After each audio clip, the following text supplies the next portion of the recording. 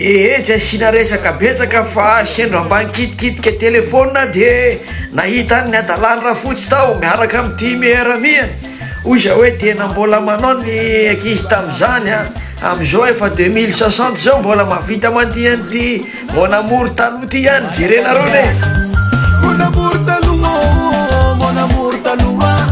tsotsambenina kory fenao tsy niaritra alako sao fatokisako imnangedoranao ka nanampinorina nilozanao za fa tsy very halala halala alakisao